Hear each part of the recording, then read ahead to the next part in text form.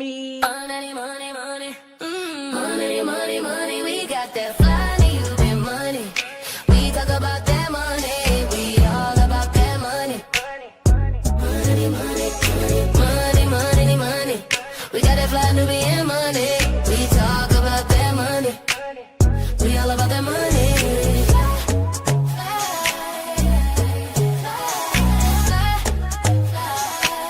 We love our black skin, our melanin, always focusing in on that money. We always win, money never thin, 'cause we hustling, always focusing in money, money, money, money, money, money. We got that money, money, money, money, money. We that fly Nubian money, boss talk only, we stack it up.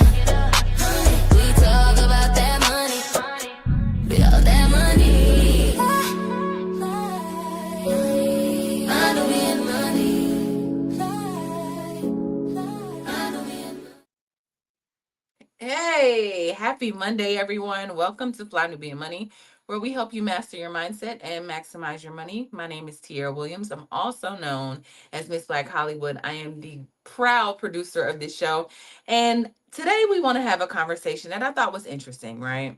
We're talking about technology. I came across an article that basically said that Elon Musk is suing for the right to discriminate against Black people.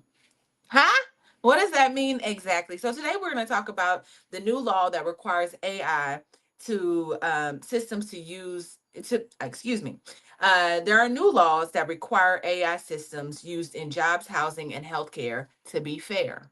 That means these systems are not supposed to discriminate against people who are making decisions that impact their lives. Elon Musk is pushing back against that law, arguing that forcing AI to be fair violates his First Amendment right. Let's let that sit for a second, right? We are now in a moment where people, it's not really just about like technology and we're wondering like who actually controls this technology, who benefits from it, and who gets to, and who gets left out. And I think ultimately, does the Black community get left out? So that's the conversation.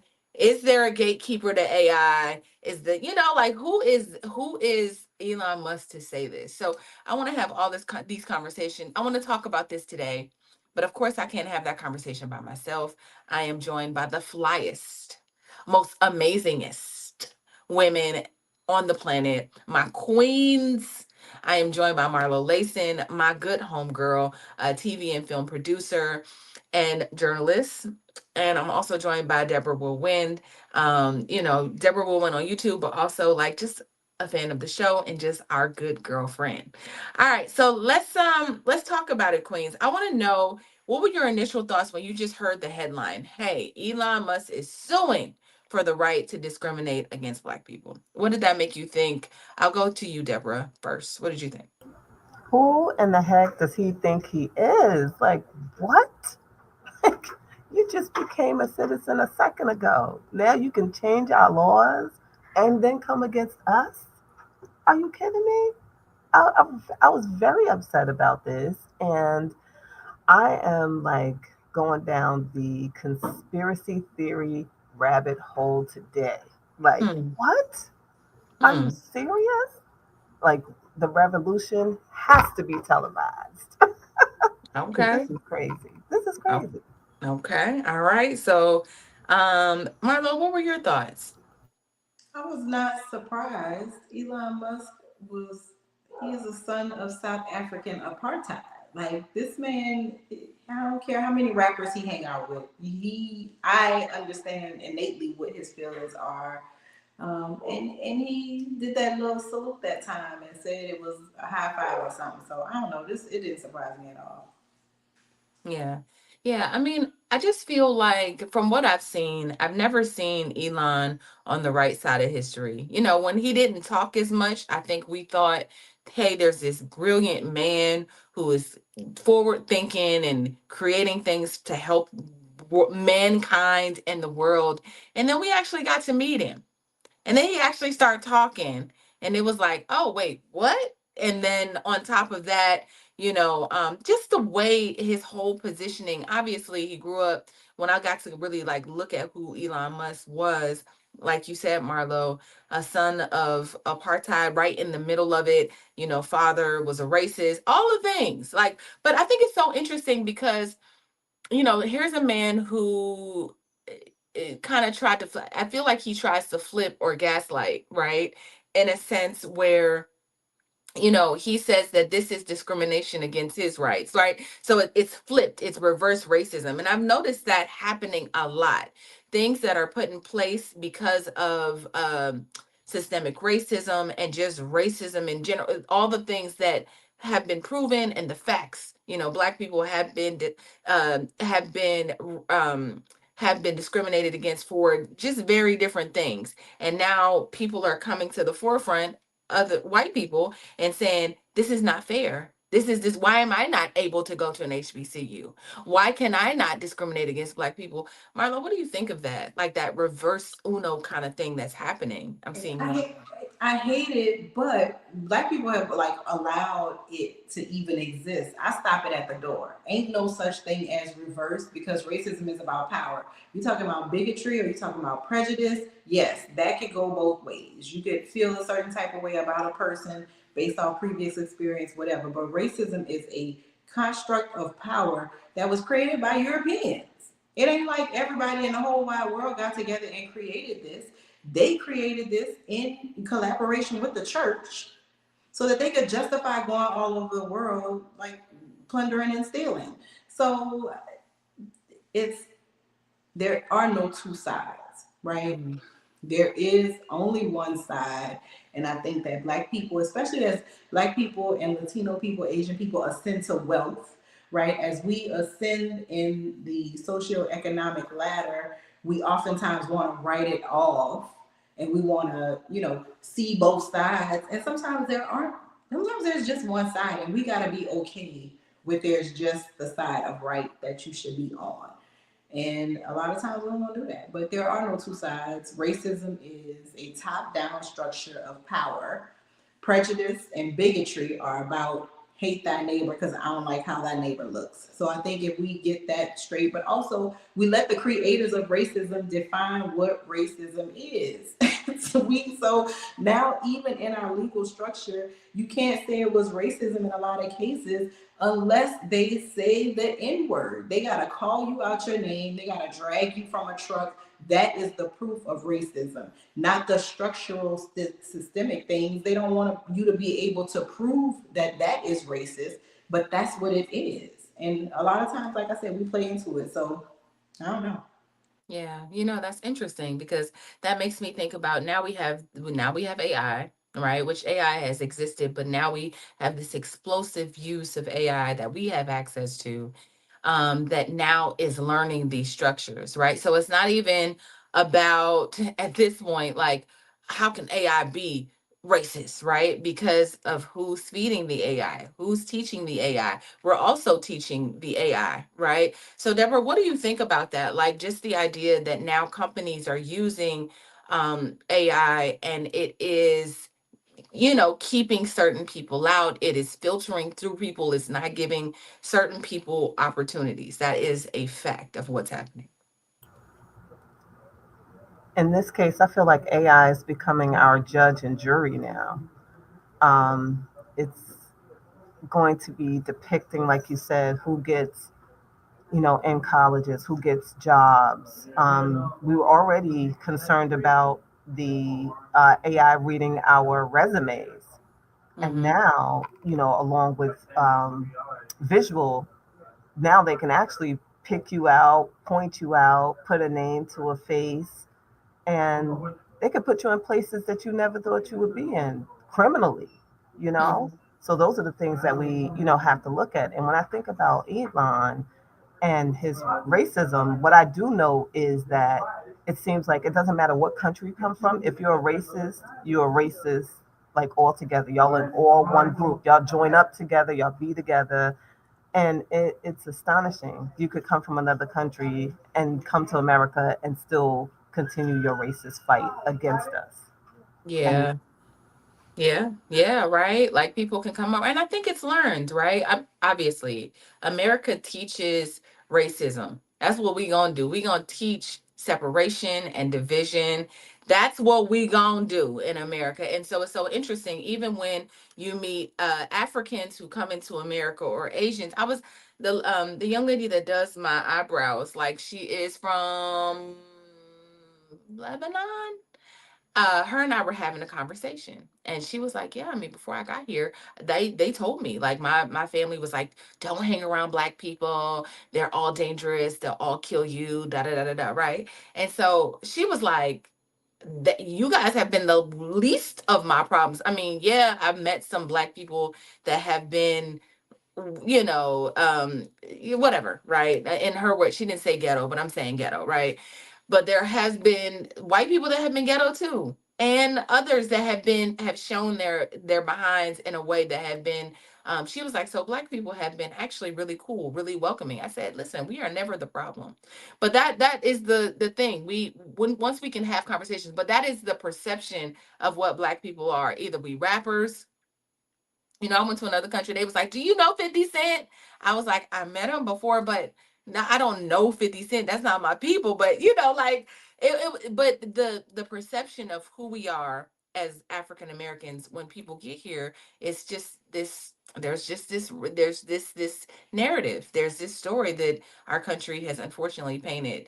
And so there's that. So let's start with this first. Let's just hear all the details of what happened and what Elon is doing. Let's set the foundation for this conversation. Elon Musk is spreading a very specific kind of racism on the internet right now. Elon started retweeting some of the most prominent race scientists. Wait a minute. That's not what I want to show y'all first. That's not it. But I do want to show y'all that I want to take it a step further in a second, right? Let's not go there first. Let's just do the foundational. Okay. All right. That's what we Company gonna do. just sued the state of Colorado because the state of Colorado told him to prove that his AI doesn't discriminate. If you've ever been denied a job, healthcare, or housing, you want to listen to this because AI algorithms are making poor decisions on behalf of Black and brown people, and this lawsuit could have national implications. For example, a company, SafeRent, used an algorithm to score renters, and Black and brown applicants were disproportionately rejected. They settled over a $2 million lawsuit. The algorithm never had to prove it was fair before it deployed. A University of Washington study gave 3 AI models 3 identical resumes. White associated names were preferred 85% of the time. Black associated names were preferred 9%. And we wonder why Black women, Black people have been struggling to get employment. A clinical algorithm used by hospitals required Black people to be significantly sicker than their white counterparts in order to receive the same level of care. Because Black patients historically spend less on healthcare due to systemic racism, AI learned to value their healthcare less. This is why the Colorado law matters. Because Colorado said if AI is making decisions about people's livelihood, it has to show its work first. So why would Elon Musk and his company XAI and Grok think that that's a bad idea? Who is the algorithm really protecting? Right. So Marlo, I want to hear what your thoughts are. Who is the AI really protecting? The AI is protecting the structure, the globalist structure of the world. Is protecting the people that already have access and is gatekeeping to make sure that other people are constantly left out of the equation. And part of it is obviously part of it is intentional, right? They aren't saying to the programmers, hey, we need to make variances for A, B, and C because the knowledge that we're transferring excludes them. No, they are just transferring the knowledge that is already there without any sort of rule that says include this because they don't want to. They don't have a problem with the status quo. They just want to move from industrialism to technocracy, right? That's all they want. This is not, nobody is trying to save the world. Maybe in the beginning, these things have like a benevolent good to them. But once you start getting $100 billion valuation or whatever crazy money that these platforms are worth, All of that stuff goes out the window because the people that are there to sign those checks, they lost benevolence a long time ago, most of them. So this is really about maintaining the structure that works for the people that already have it. And as as we are users of I want us to be very conscious and aware of what we are teaching, right? As we post on social media, yeah, it's haha for clicks and giggles, but they are reading that. So when you think about people being getting black people getting a 9% score for whatever rentability or whatever she said, when you look at that and you think about all the jokes online about ain't paying my rent this week, I gotta go to see this concert or whatever, like, and it is jokes and we understand it to be jokes. The AI is not nuanced and it doesn't understand. So as much as they are allowing it to only ingest the racist lifespan of this country, we are reinforcing the racism through our, need to just get on the internet and act up.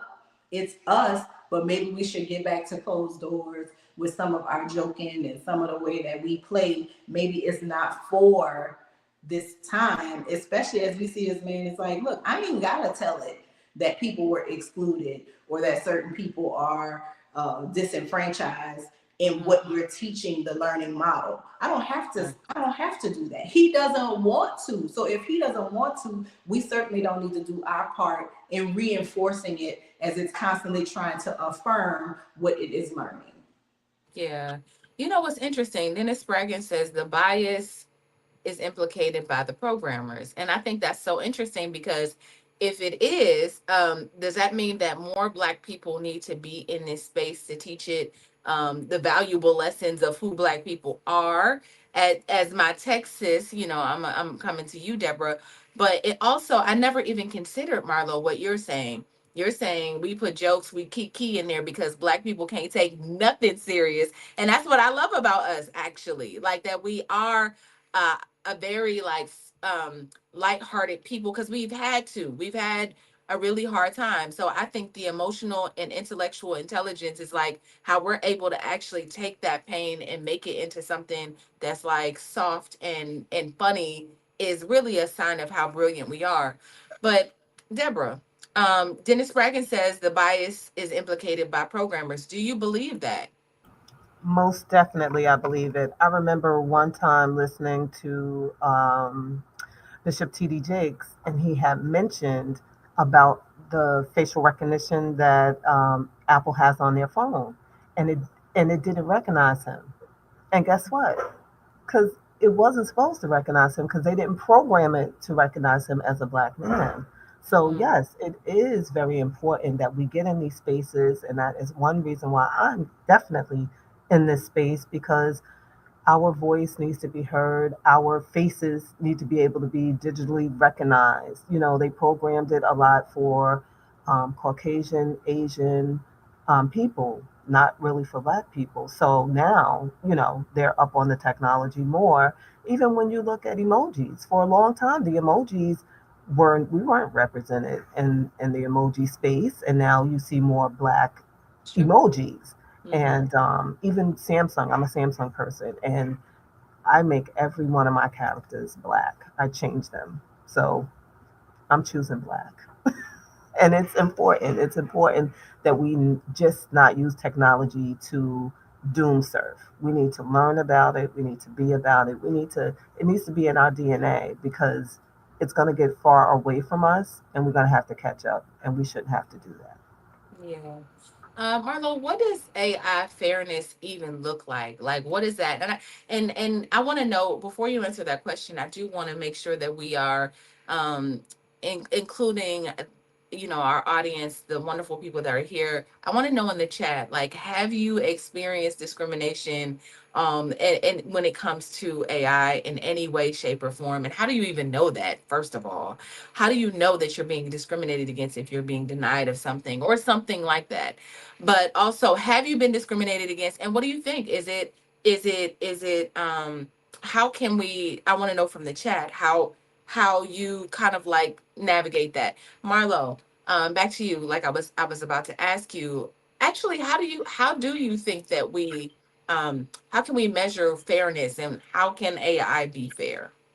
I think that the way that you measure fairness is how large of a sample size they have for anything. So let's take the facial recognition, for example. If the only people who participate in the facial recognition are 15 similarly hued people, right?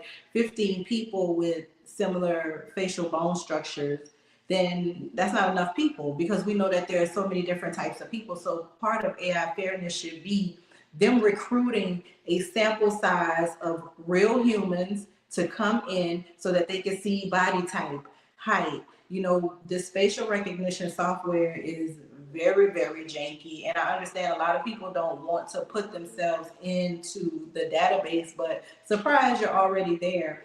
What would be fair would be to allow people to submit scans of their faces or allow them to go into a place and submit a scan of their face so that you don't get hacked up. Because I've seen people get arrested and the AI scan of the face nowhere near alike, right? So then a person, AI fairness means a person before an arrest is made or a warrant or whatever happens to get the wrong person arrested, a human needs to analyze those two images and reasonably determine if that is the same person. So some of this is we relying way too much on the machines. The machine should never be the final decision maker in any of this. And I think that that's what AI fairness is. It's more human oversight for these machines. How could the machine ever be? The machine is 20 years old, 9 years old, 10 years old, right? Yeah. How could it ever be the deciding factor in who goes to jail or who gets a job or whether or not a child or a black man gets hit by an autonomous vehicle? Because children and black people have been hit more frequently by self-driving vehicles. So it really is common sense, but we don't want to regulate these tech companies because of the amount of valuation and power that they have. So who gonna tell them to do the right thing? That's such a good question, because that leads me into my next question: government oversight. Do we feel like the government should, of all entities that get to kind of govern this situation, should there be government oversight, or does that create more problems because so much money is involved? Deborah, what do you think about that? First of all, in our government, in these laws that we vote on, we don't know in law within a law. A lot of times we have given over our rights, even when it comes to surveillance. When they say, "Oh, we're going to put up the cameras," the red light cameras. Well, inside the red light camera law is also the facial recognition law. But we are just voting, oh yeah, red light camera laws, those are great, not knowing that there's another law on the back end of that law. So we vote for those things, not knowing that we just giving over our civil rights when we do that. And then another thing with our government, first of all, their system needs to be overhauled. And it's not. It's not. It's still Correct. a major paper trail when it comes to the government. Their systems are always slow, their systems are always down. So who's running their computer system? Because it's kind of antiquated. So I think we need to catch up in the United States with that. A lot of things people don't talk about, and I know from being in the tech field, a lot of times city governments are held hostage by cybersecurity pirates. They don't tell us these things, but you can't even pay your bill, you can't pay your taxes, your water bills, or anything. They don't publicize this stuff, but it happens all the time. So it's like our government is behind on technology as well, but you're giving $100 million contracts to companies. It doesn't make Yeah. sense. It doesn't make sense. Yeah. Yeah, yeah, yeah. And it's so interesting, because you would think it would be the other way around. You would think, because, our president was able to connect with Elon, and he's so good with those computers, Elon really knows those computers. You would think that we would have a country that, because of how advanced we are, we're actually very slow. We're actually very behind. But what's interesting about Actually, let me go to this next video before I start another conversation. I want to add another layer to this. I seen And that Elon said to a federal judge that it is against his First Amendment right to not be able to discriminate against black people, but he was the same person talking about the people in Africa, South Africa discriminating against him, even though he was born there. This is why you can't trust people. You just said somebody was being racist against you, and now you trying to argue to a judge why you should be able to be damn racist. Do you hear how stupid that sound? yeah, right. So, again, using laws, it's so interesting how people are so slippery, right? Slippery in the sense of like they'll use those things and reverse them for their benefit. I love what you said, Deborah, about being able to vote and knowing exactly what's on the bill. So for every voting season, what we do, my good girlfriends, we all get together and we use AI to know the pros and cons of each bill, of each thing that we're voting on, so we actually understand it, right? And we prompt it and ask questions, and it's like, what does this mean for Black people? What does this mean for this? What does this mean for me? What does it mean for women, right? So I just think that I love what you said about that, because it's a way that we can be informed. I think in a way that we hadn't had access before, because they'll confuse you. You be watching these videos and it's like, vote no on Prop 27, and they'll tell you a little piece of Prop 27, but on the flip side, you're right. We won't have access to, it'll take away our access to something else. Marlo, do you think that we talk a lot about AI widening the gap? And I know the answer to this question, but being that we are the fairness part of it is being taken out of the algorithm, do you think that will widen the gap even more? I mean, and I'm talking about the wealth gap. Oh, absolutely. Mm-hmm. It will absolutely widen the wealth gap, because this is a way that many Black people, people of color, see AI as a way to really level the playing field. However, if it is being biased, I was having a conversation with a friend a couple of days ago about, because she was saying, oh no, my AI knows I'm Black. And I was like, well, what if your AI is giving you feedback based on the fact that you're Black? Because your AI is not really your AI. Your AI is the same AI that everybody else is using. It's trained to learn who you are. So are you biasing your own AI by getting that personal, right? The great thing about the computer is it don't know who you are. Because we were talking about how we talk to our chats. And I was like, no, I keep it real formal. When I'm talking to my chat, I don't get relaxed with my chat. I'm asking we very specific over here. And that's how we got to that. And I'm like, are you training your chat to be a little bit biased against you? Right? It feeds you back the information that you want, but there are data points that you may ask it to go and retrieve for you, or information that you may ask it to retrieve for you. Is it getting you the best information because it knows you're Black? I don't know. The jury's still out. But I think that all of these are things that we need to be asking ourselves. If we know for a fact that the people who are hiring and firing the people that are working on these tools at every level, if we know that they want the bias in there, they don't have an issue with the bias being baked into the platform, what will we do to make sure that that natural bias does not affect us? I think that's a good question that we should be asking ourselves. Yeah, yeah. It's so interesting because I am one of those people. My chat's name, I got Chatisha and Claudette, right? Chatisha and Claudette.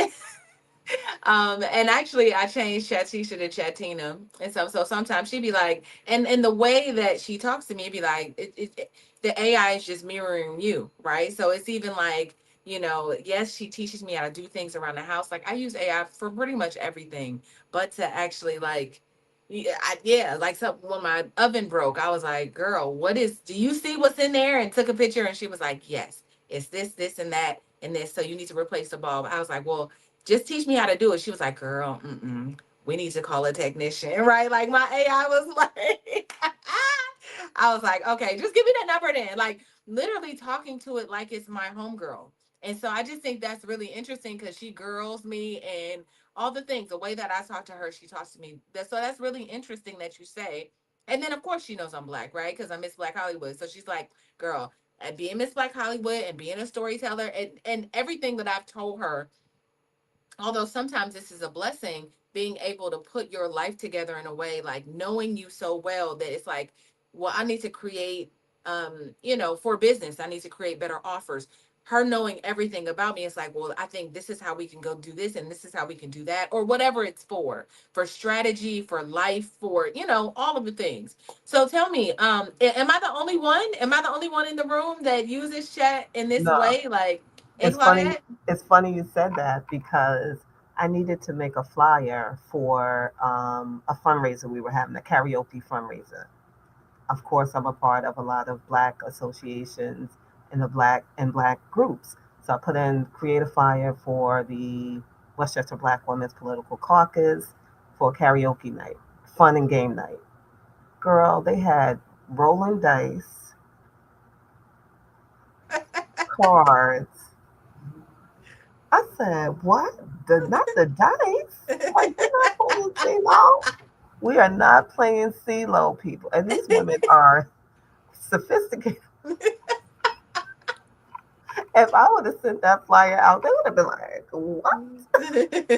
So right then and there told me, because I put Black, oh, y'all like to roll dice. Immediately what I thought. It was like Oh, Black. karaoke plus craps. Exactly. Like, why could we not have had like checkers up there or chess? But that's what I'm telling you. And I just said karaoke, game and fun night. That's what they gave me. I And was I about went to back and was like, shoot some take those crap. They didn't dice even give off you no of me Uno now. card. And cards. And cards. That's what. So Because somebody black had people already. play spades and we shoot dice. Well, not all of us. I don't, and not me. I'm just saying. I mean, we do it. We do that though, right? But not But all of us. somebody And you're programmed it. Somebody correct. programmed it to do that. I think that's so interesting though. Even though I'm being funny when I'm like, but we do that though. But it is a part of, it's important to talk to. I think the where you did the right thing though in responding. Sometimes I'm like, nah, that's not true. And why would you just say that? Are you just saying that because I'm black? And Chatina will say, no, I didn't mean it like that. You're right. We should not make blanket statements because when I'm putting these shows together, I'm fleshing out I'm fleshing out the conversations just to make sure we're hitting all the angles. And so sometimes it'll make blanket statements and I'll call it on that. And they'll say, you know what? It like not apologize, but it's like you're absolutely right. That was a blanket statement, and we should absolutely not say that about all black people or whatever it is. But you absolutely have to have those conversations, I think, with the AI. But if we're not having conversations with the AI and we're keeping it formal and they can't learn nuance from black people, Marlo, and they're learning nuance from everyone else, how can we admit it? Like, how do we handle that? If you know? Well, I'm me, right? But he and I just he is my assistant and he assists me with the things. Like we What's just his name? keep it What's his real. name? We keeping it real hierarchical over here. What's his I'm name? not. He got a name? His name is what his master calls him. He is Claude. I'm just still like Claude. Like just because he knows that I'm black, right? He understands that I'm black because in certain scenarios when I need him to put things together, that is fundamental. I'm coming up on the 10-year anniversary of a book, and he and I are fleshing out what I can do to promote it since I didn't promote it when it first came out. So he understands that I am black. He understands the walk that I've taken. But when I'm talking to him, I do keep it because I never want him to. Now he will be like, LOL, or, I know that's right. Like he'll say small little responses, but I never want him feeling like, what's the little singer dude name? Like he got blacker. I never want the AI to feel like he got blacker. You never was blacker. Oh, Harlow. Yes, I never want him to think he is in his Jack Harlow era, talking about he got blacker. No, you are computerized. You're a computerized mirror of me that is better, and that's fine, and that's the relationship that we have. I know I see a lot of people, and they think it's funny, but also I've seen like ask for images for certain things, and I have gotten back little ghetto-fied stuff, and I'm like, why you give me this? And he's like, oh, I thought it would be fun. Shut up and give me something else. Like, let me be more specific for you then. Yeah. But I think there's two ways, but I know it's enough people out there that are having fun having the computer talk back to them in AAVE that I don't have to do it. Yeah. I get that. I get that. It's interesting, and I wanna go into the video that I was gonna show before on like something I thought was interesting, or a perspective on something else that Elon has been working on. So let's go to that real quick because I want to get your thoughts on this. Elon Musk is spreading a very specific kind of racism on the internet right now. Elon started retweeting some of the most prominent race scientists, and there was like nothing. No one. Chuck Schumer met with him after that. He is like the sort of patient zero for a lot of stuff right now. Elon seems to really like this account. They've gone by a few names on the platform, but they share extremely racist content that argues that black people are innately intellectually inferior beings. We actually settled this debate generations ago, but Elon Musk is helping to bring it back. Meet Louis Agassiz, a Swiss-born American biologist who believed that the races developed separately and were of different origins. In his view, Negroes were of the, quote, lowest grade of humanity. Look at this graph. It shows the follower growth of this account over time. And many of those peaks that you're seeing are the moments when Elon Musk engaged with them over the last few years. A simple response from Elon gives a fringe account like this one access to millions of users, drawing greater attention to these destructive ideas and earning this account tens of thousands of new followers. This page is part of a larger network of race science advocates on Twitter, people who use out-of-context IQ data and cherry-picked examples to make gross, sweeping statements about entire groups of people. And Elon Musk gobbles it up, pulling his audience of tens of millions of followers down the rabbit hole with him. And I'm not the only one who recognizes Elon's impact. They know that he's the best thing to happen to their racist ideas too, saying that he's done more to raise awareness for their cause than anything else. People are not being convinced by the strength of the empirical argument. They're being convinced by the appearance of the empirical argument. That's Will Stansel. He's an attorney, and he's been fighting against this army of bigots for months. People are almost more susceptible to simpler, charts with like race and IQ than they are to the really complicated stuff. The simple stuff, they can look at a chart and there's a line, there's a line that says black Americans and it says IQ 70, white Americans IQ 101. Okay. I wanted to bring up eugenics, and I wanted to bring up Elon Musk, because I wanted to, this is not about Elon Musk, right? I just want to say that it's not about him, because decenter Elon Musk and racism for that part. But I just want us to all get a perspective of some of the things that, there's black people riding around in Teslas right now, right? Is supporting this person that thinks the worst of you. Now, if him and other people on the top, let's say like the owners of these big companies, these billionaires, share these same thoughts and views, I guess I want to kind of go in the direction of like, how do we move around this, Marlo? Like, how do we train, because it feels so far away from, it feels like nothing that a prompt can do, or you just like educating and keep adding these nuances, like this is who I am as a black person. Like, I just want to know how we move, knowing that there is a group of really wealthy people that believe these things and want to push more of these thoughts and agendas, right? So what do you think about that? What can black people do? Be educated, right? I was watching a clip of Erica Badu, and they were talking about woke, and she was saying like they want woke to be like the new N word, right? So when she hears people being like, "Oh, we anti-wokeness," she hears that as anti-blackness, because black people have always had to be woke, stay woke, I'm woke, right? We've always had to be in that hyper vigilant state of protect your neck, always. There's never been a time in this country for us where we haven't had to. And I think we just continue that. I think that one thing that we always talk about on this show is supporting Black business. I think that we don't need to proclaim it. I think we need to do it. I think that we need to seek out Black people who do things from the professional level to the service level as much as possible so that this does not affect us. I've had conversations with elders about the time of the Great Depression, and they're like, we didn't know nothing about no Great Depression because we always did it ourselves, right? While banks were crushed, Black Wall Street was thrived, right? It came up on the heels of the Great Depression.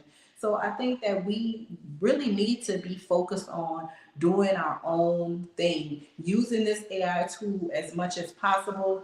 If you're in spaces where you can have a voice, don't let them shut your voice up. Say something. You know that you working on this tech and it doesn't recognize your Black face. Say something. Why would you let it go to market knowing that they're going to market it to Black people? It's not like Black people find the product without marketing. It is marketed to us. Apple intentionally puts multicultural people in their advertisement. Why aren't you putting it into your R&D so that the facial recognition works properly? Like, I think that we just really have to look at how we spend our money, and we don't want to do that because we love the appearance of luxury. We love the one-upmanship of having something that's exclusive. We love getting on the list for that refrigerator truck that Tesla put out just to be able to say that we're on the list. And all of that's cool, but it's not serving any of us in the long run. And if you think about yourself as an individual, I don't know what to tell you because they're not. They're thinking of you as a monolith, actually. They're thinking of you as a part of a whole group. Yep. You know, I saw this stat. I'm gonna just feed stats slowly, but over 80% of the companies now use AI in some part of their hiring process. Deborah, if this is the case, and 80%, and we're finding that it's harder for more Black women to get jobs, especially with DEI efforts, coming to them, basically dismantling DEI. I see the connection between all of these things with, Black people not able to find jobs. When I go down the rabbit hole to produce this show, there are so many people struggling in a sense of Black people struggling, right? Americans struggling, yes, but if Americans are struggling, that means Black people are just on the brink of death, right? So I wonder, I just see the connection with all of this, us not being able to find jobs. I'm seeing women have breakdowns, like, I just can't afford to live. Meanwhile, I'm seeing my friends, like, go on vacations and all of that. Like, I'm seeing the gambit of all of this. So I guess my question for you is, there's a queen on our platform named Yolanda Spivey who, went undercover and became Bianca White, a white woman, right? And she was saying that before she did her experiment, she could not get a job offer at all. Once she put those same skills and put it on became a white woman with her resume, those people were offering, like, she had, like, I don't know, hundreds of offers come in over the course of like 2 weeks, right? So I just think that's so interesting. So for Black people, I mean, I know it doesn't mean like now we can identify as white, right? We can be transracial, but how do we get around that? I guess is the question.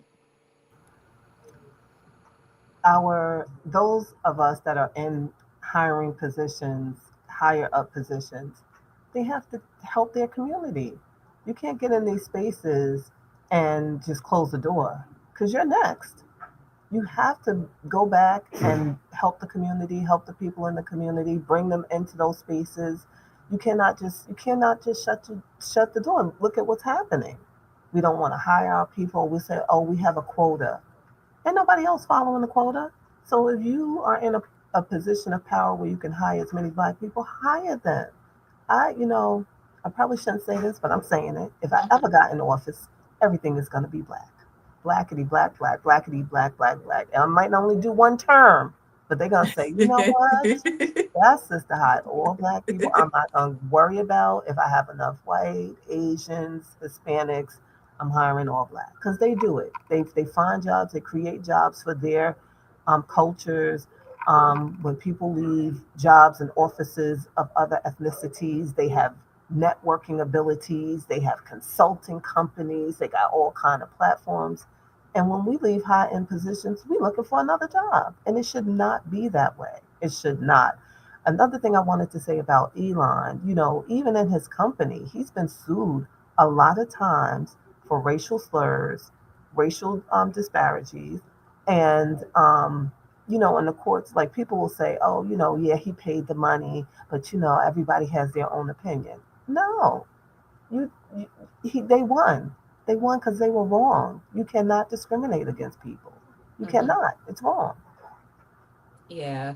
It makes me think about how, I mean, we talk about this all the time again on this here platform, like Marlo said, making sure, 2% of Black dollars that are spent, that $2 trillion that we have, our power spending, only 2% of that goes back into the Black community or Black businesses. Just imagine if I think me and Constance did the math, if we literally just took it up to 10%, you would put an extra $50 billion back into the community. Imagine what the Black community would be like if every year we were pumping $50 billion back into it. It would change everything. And I think they know that. And so, you know, um, I get really I'm really careful about being like they don't want they, because who is they, right? When I step outside my door, my neighbor is a nice neighbor, right? That is, are they part of they? Like, who is they? And so they, to me, is the system that has been set up and perpetuated by, so this takes me to this other stat. I want to kind of work through that. I'm just feeling this today. This whole, like, because I like the stats. And so Marlo, studies have shown that AI tools can favor certain demographics based on past data. And that's what I mean by they, right? It's like the past, the structures that, I mean, the past ain't been good to Black people. We talk about making America great again. um it ain't never been good for Black people. So them taking that information, like, how do we flush that? We can't flush the information. We can't flush the past data. So how do we get around that?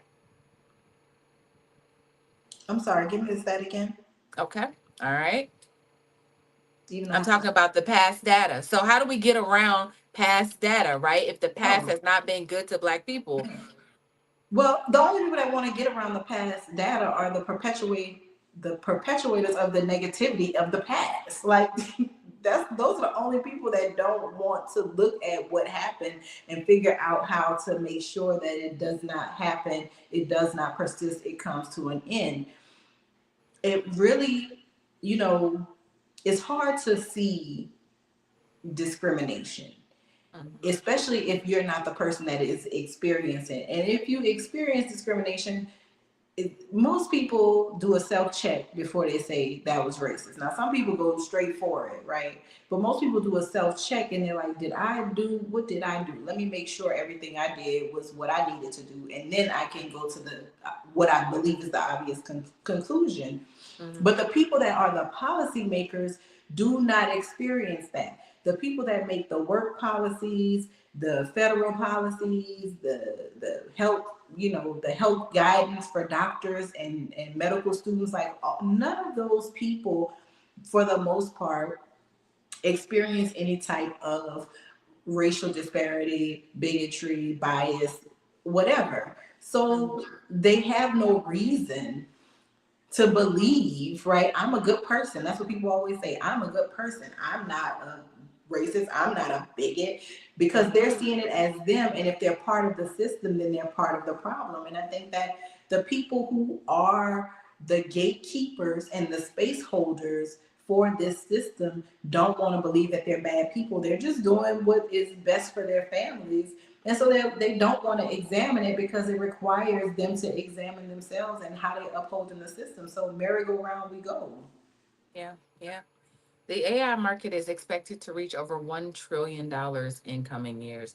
And so for me, when I read that, I think that because it is here to stay, it's not going away. I feel like Black people, we got to get in where we fit in.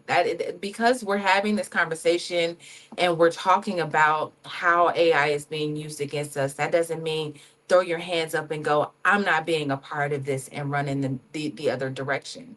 We gotta like, all hands need to be on deck. We need to figure out how to use it, how to make it work for ourselves, because it is a $1 trillion industry. Like it just is.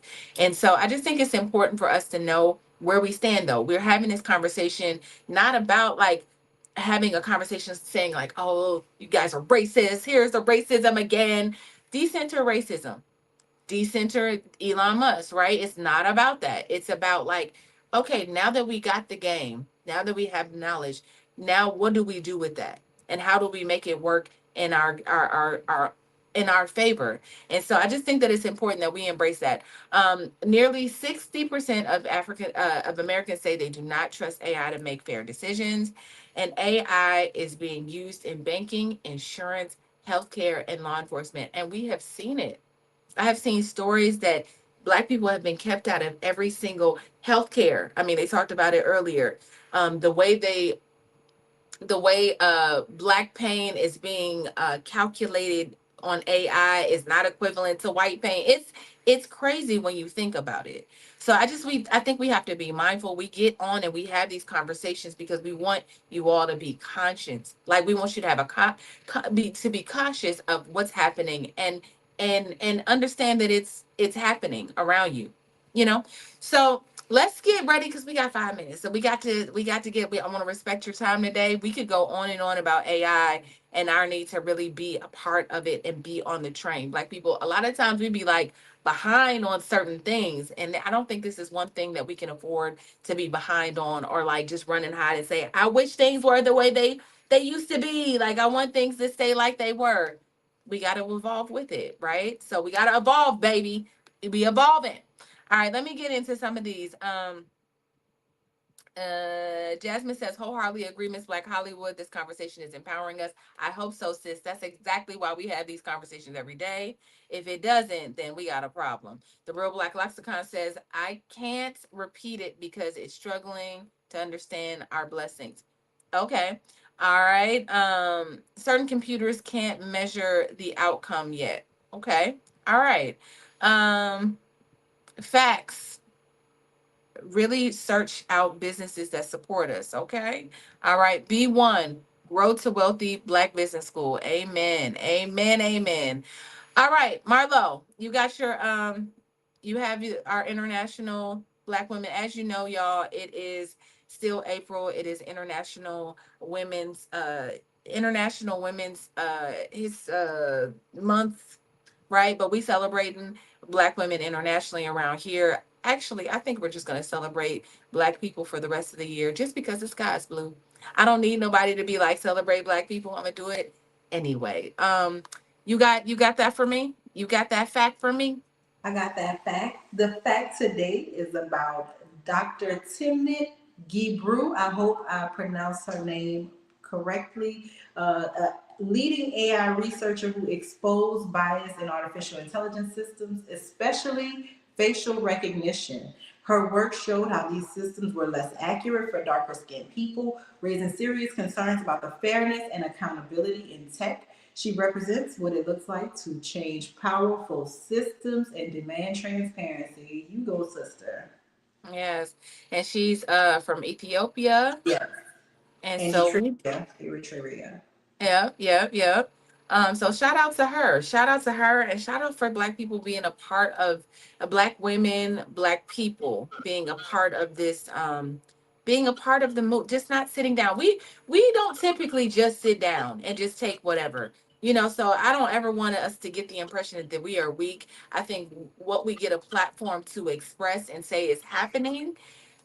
We don't get that as often, but it comes out usually like, oh, Black people invented this, or Black people created that, or you actually know a Black woman created that, and you're like, oh, that makes sense. So we're gonna go wind this thing down. If we can have I want to thank you all first and foremost, everybody, for coming. Thank you for joining us, Queens. It's always a blessing to have these conversations with you. But let's have a brief final thought and tell us where we can find you and all of the good things that's happening in your life. I'll start with you, Marlo. What's happening? So my final thought is start having some Black people meetings. Bring great minds together. Figure out how y'all can work together. How we can get this AI systems. You need tech people. You need all sorts of people. Just start bringing great Black minds together to talk about things that matter.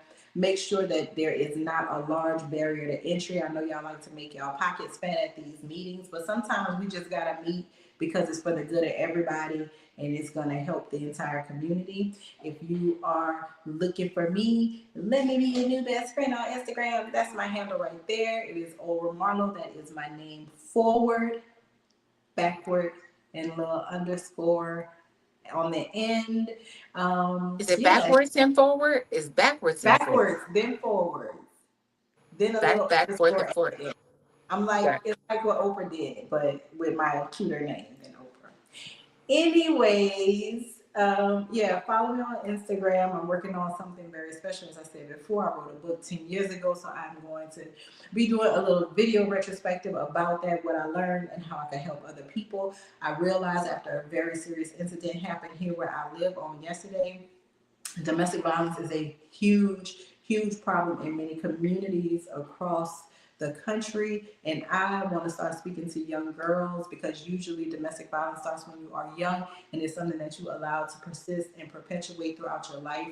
And so I want to do what I can to put a little buttress, a little wall between the girls and the violence and the boys as well, because young boys also suffer domestic violence. So follow me. Follow her. But also, is there a link where people can let me tell y'all. So Marlo was like, yeah, I got a book. And you know how, I write books for other people. I write books, right? And she was like, but she was like, I wrote a book and da da da da. And I was like, all right, well, I'm gonna order a book. Right. So I order the book, I get it in the mail, and I'm like, perfect, because I am traveling. I traveled for 4 hours, 4.5 hours. Baby, by the time I read the book the entire time, I could not put it down until it was done. Let me just say that. And I've been talking to Marlo about making this a series for how many years now, Marlo? I was like, oh, we should make it a movie. And then I was like, we should make it a series. 50, we could take it to 50. Then we could take it to, I pitched it to, like, how long have I been telling you to make this a series, girl? Long time, a long time. Y'all, can we is there a link somewhere we could buy it? Oh, I don't have it. I don't have it readily available. It is if you How next you know? I just thought about that. Like, why wouldn't you advertise this I know. book on here? Well, because I had to make peace with it, so that's part of it. Because I was telling the story of the young girl, and it had never been told before, and then I That's moved true. away from it. So now I'm That's in a true. different place in my life, and I'm ready to share it without feeling judgment. Right? I've really moved away from the judgment of that time, and I'm fully healed from that time. So now I can do it. Hey. Amen. That's what Amen. Claude told me, Amen. y'all. Claude told me that. I don't really hate the AI. Claude told me that. All right, all right. But I do. I love that book. It's called Stranger Than Fiction. And it was a really good read. Like, I'm a girl that loves to read, and it was good for me. Like, it felt real, it felt authentic, so if you all about that life, and I would suggest, Marlo, next time, bring your link and make sure that we have somewhere. Can But they if you just go? follow me on Can we say Instagram, the link is Marlo? in my bio. Follow me on Instagram, the link is in my bio. Oh, it's in your bio. So can we just go Marlo Layson and Stranger Than Fiction, and then it'll pop up? Yes. Okay, we'll do that. Y'all, do that. Do that. I'm telling you, you won't be mad. All right, Debra, I'm sorry it took me so long, sis. Where can people find you? What are your final thoughts? Thank you, ladies, for a great, inspiring conversation today. I just want to say that AI is here to stay. It's in our media, it's everywhere we go, everywhere we will be.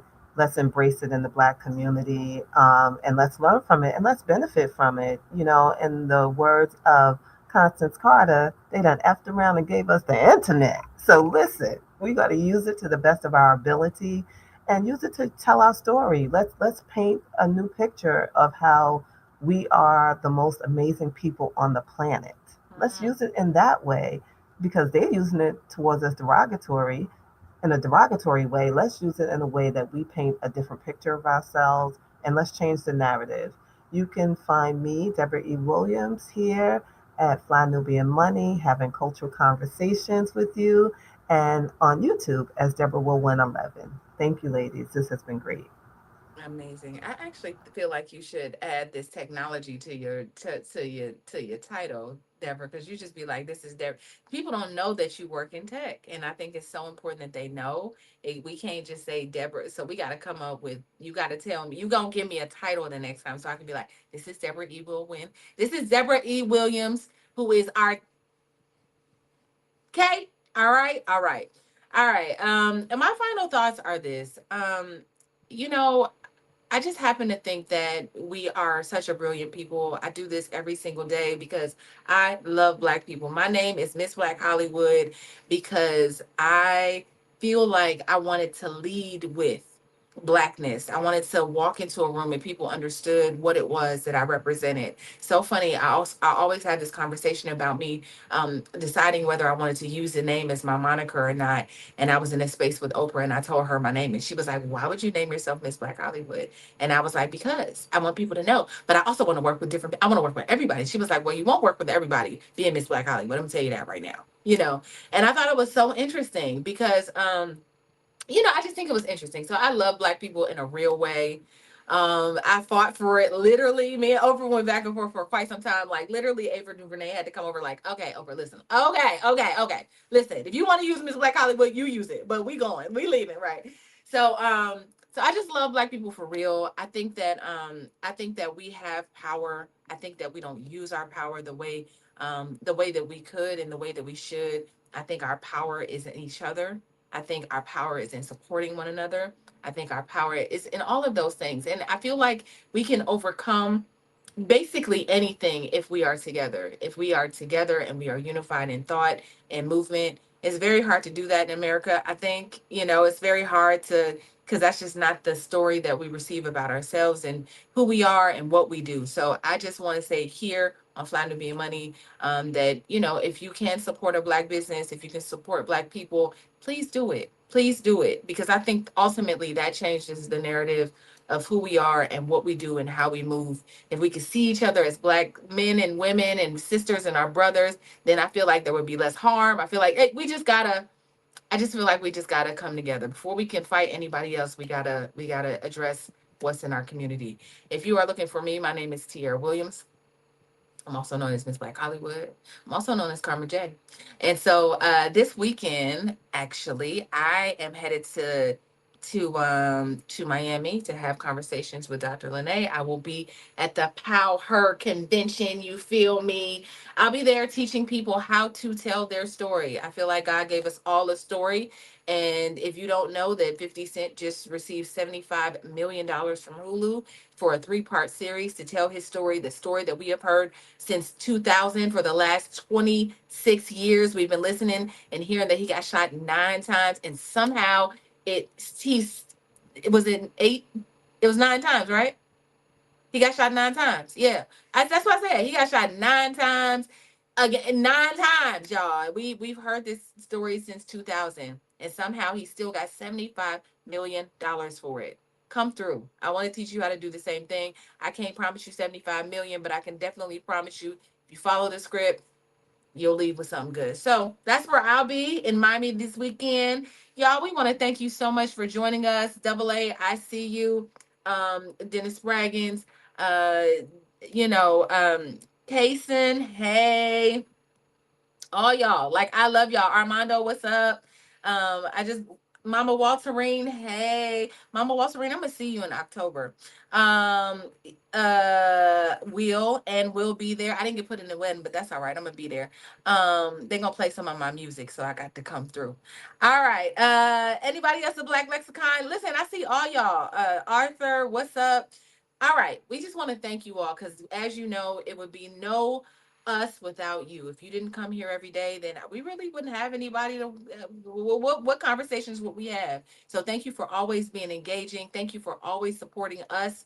Thank you for supporting the queens on this platform, and we are here for you. So we'll be back tomorrow.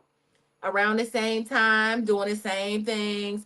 If you want to know and receive notifications for when we go live, go ahead and text Queens to 87948.